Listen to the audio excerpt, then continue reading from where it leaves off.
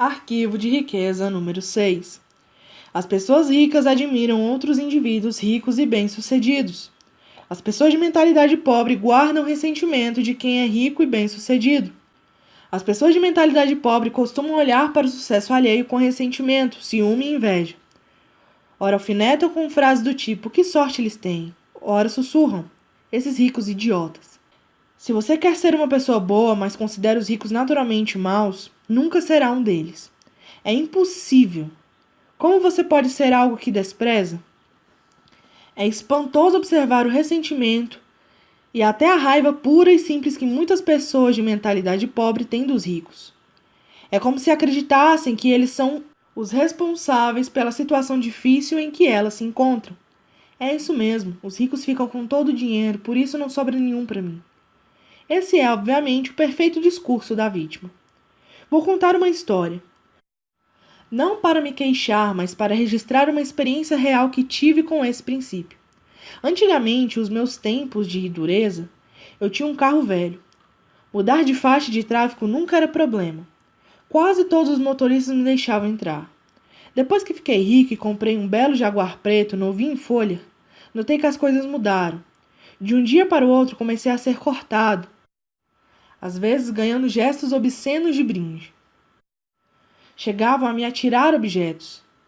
E por uma única razão, eu possuía um Jaguar. Um dia, eu estava dirigindo por um bairro muito simples, onde tinha ido distribuir perus de Natal como caridade. Ao abrir o teto solar do Jaguar, percebi atrás de mim 4 sujeitos mal encarados encarraptados, na traseira de uma picape. Sem mais nem menos, eles começaram a usar o meu carro para jogar basquete, tentando acertar latas de cerveja no teto solar. Vários amassados e arranhões depois passaram por mim gritando: rico filho da mãe! Imaginei, é claro, que se tratava de um incidente isolado. Até 2 semanas depois, quando deixei o carro estacionado na rua de outro bairro, também muito simples. Ao retornar, em menos de 10 minutos encontrei um imenso arranhão na lateral, feito à chave. Na ocasião seguinte, eu fui a essa mesma parte da cidade com um Ford Escort alugado. Para minha surpresa, não houve nenhum problema. Não estou absolutamente inferindo que aqueles bairros sejam habitados por gente má. Porém, a experiência me diz que algumas pessoas ali guardam ressentimentos dos ricos. É fácil falar em não ter ressentimento de quem tem muito dinheiro.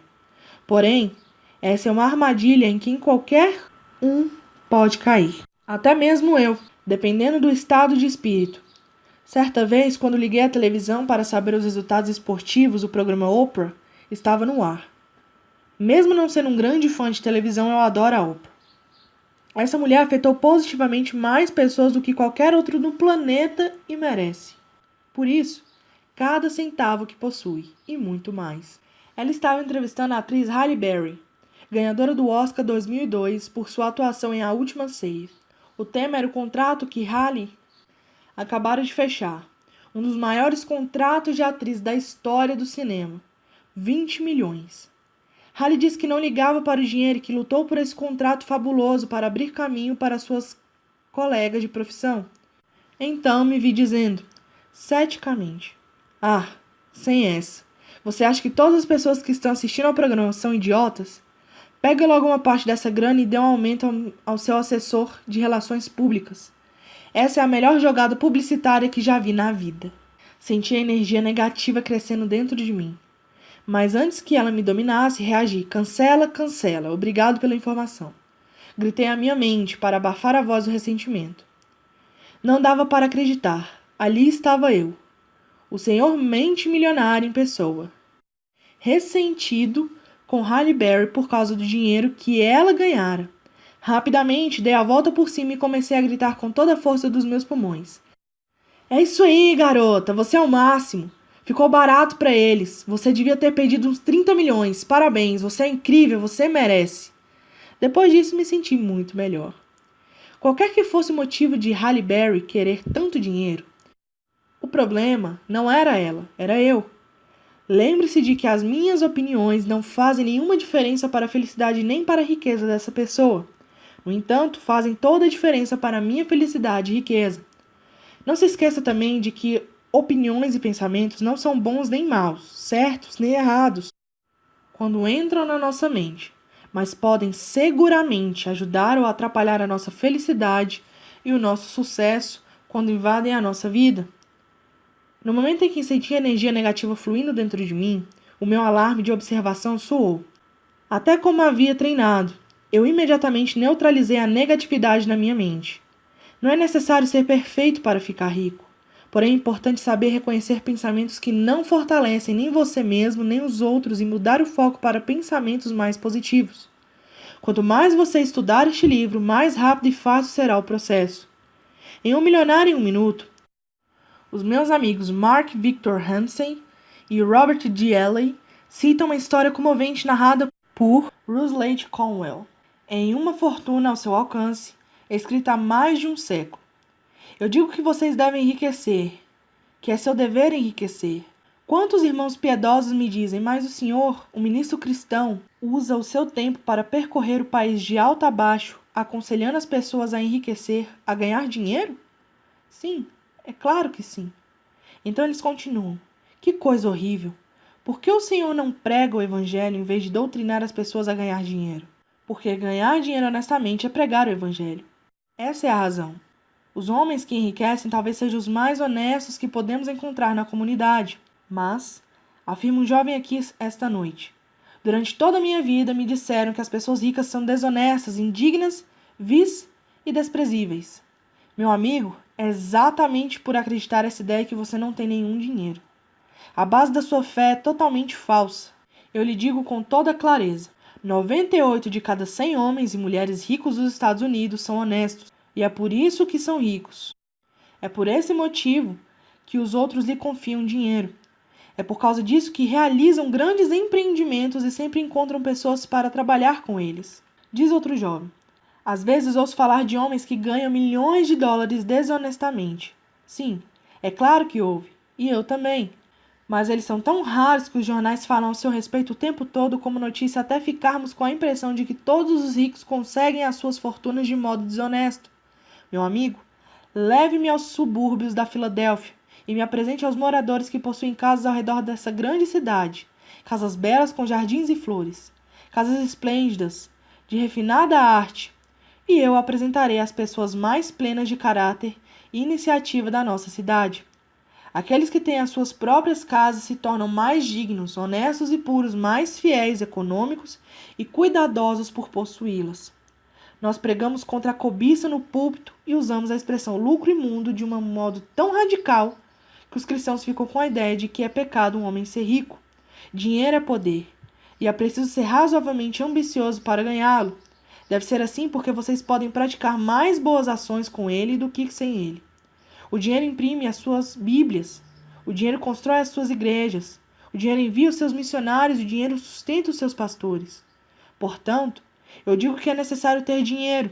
Se vocês não são capazes de enriquecer honestamente, é seu dever sagrado fazer isso. É um erro terrível das pessoas piedosas pensar que se deve ser pobre para ser piedoso. Essa passagem de Conwell expõe excelentes questões. A primeira é a confiabilidade. De todos os atributos necessários para enriquecer, ser confiável deve estar perto do topo da lista. Diga-me, você faria negócio com uma pessoa em que não confia pelo menos um pouco? Nem pensar. Portanto, para enriquecer, é necessário ser confiável aos olhos de muita gente. E se tantas pessoas confiam assim em alguém, é porque esse indivíduo deve ser mesmo confiável. Que outras características as pessoas devem ter para fazer fortuna e, mais importante ainda, permanecer ricas? É claro, toda regra tem exceção, mas em termos gerais, quem você precisa ser para se sair bem em qualquer coisa? Considere as seguintes características: alguém positivo, confiável, focado, determinado, persistente, trabalhador, ativo, bondoso, comunicador, competente, razoavelmente inteligente, especializado em pelo menos uma área. Outro aspecto interessante da passagem de Conwell é o fato de tantas pessoas terem sido condicionadas a acreditar que não se pode ser ao mesmo tempo rico e bondoso ou rico e espiritualizado. Até eu pensava dessa maneira. Como muitos de nós ouviam dos meus amigos e professores, da mídia e do resto da sociedade que todo rico é, em princípio, mau e ganancioso.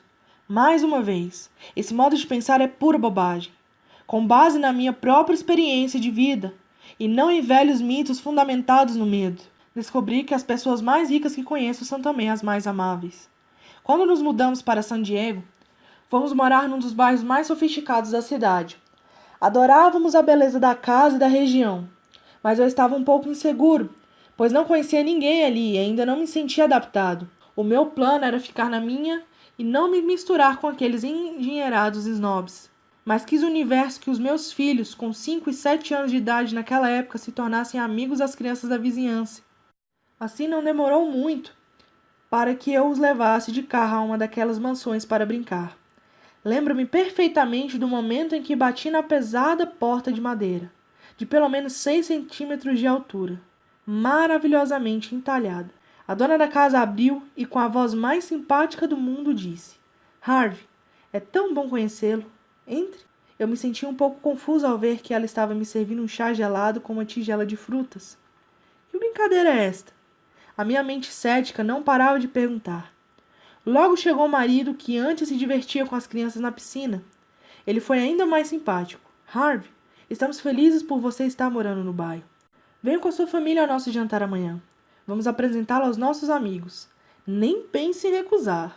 Falando nisso, você joga golfe? Vou jogar depois de amanhã no clube. Venha como meu convidado. Fiquei em estado de choque. Onde estavam os snobs, que eu tinha certeza que encontraria? Fui para casa dizer à minha mulher que iríamos ao jantar. Ai, meu Deus, disse ela, eu não tenho roupa. Mas eu a acalmei. Meu bem, você não entendeu. As pessoas são incrivelmente simpáticas e absolutamente informais. Seja você mesmo e vai ficar tudo bem.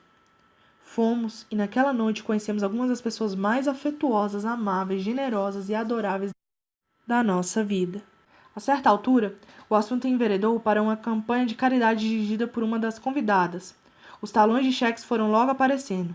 Eu mal podia crer na fila que se formara para dar dinheiro àquela mulher.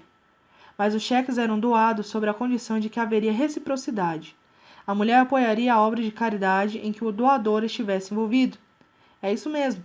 Cada pessoa ali era responsável por um projeto dessa natureza, ou tinha um papel de destaque nesse trabalho. O casal que nos convidou participava de várias dessas iniciativas. Na verdade, todo ano seu objetivo era contribuir com as maiores doações individuais da cidade para o Hospital da Criança. Eles não apenas doavam milhares de dólares, como organizavam um jantar anual de gala que arrecadava mais alguns milhares. Depois, nos tornamos íntimos da família de um dos mais importantes angiologistas do mundo. Ele ganhava uma fortuna fazendo 4 ou 5 cirurgias por dia. Cada uma delas custava de 5 a 10 mil. Eu o menciono como exemplo porque toda terça-feira era o seu dia livre, em que operava pessoas da cidade que não podiam pagar por esse serviço. Trabalhava das 6 às 22 horas e realizava cerca de 10 cirurgias, todas de graça. Como se não bastasse, dirigia uma organização própria cuja missão era convencer outros médicos a adotar o dia grátis para os membros das suas respectivas comunidades. Desnecessário dizer que, diante da realidade, a minha velha crença condicionada de que os ricos são snobs, gananciosos, dissipou-se totalmente. Hoje, eu sei que a verdade é outra. A minha experiência diz que as pessoas mais ricas que conheço são também as mais amáveis e as mais generosas. O que não quer dizer que quem não é rico não possa ter essas qualidades, mas afirmo com segurança que a ideia de que os ricos são em princípio maus é pura ignorância. A verdade é que o ressentimento contra as pessoas bem-sucedidas financeiramente é uma das maneiras mais seguras de alguém continuar na pior. Nós somos criaturas de hábitos. Para superar esse ou qualquer outro hábito, precisamos praticar. Quero que você, em lugar de se ressentir dos ricos, pratique admirá-los. Pratique abençoá-los, pratique amá-los. Assim saberá, inconscientemente, que quando enriquecer, outras pessoas o admirarão, o abençoarão e o amarão em vez de se roerem de ressentimento da maneira como talvez você faça agora.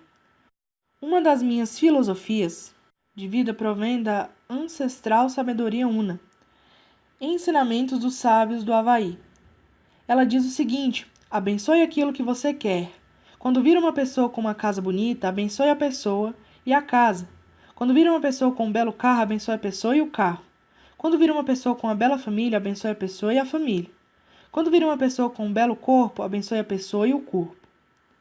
Abençoe aquilo que você quer. Filosofia Una.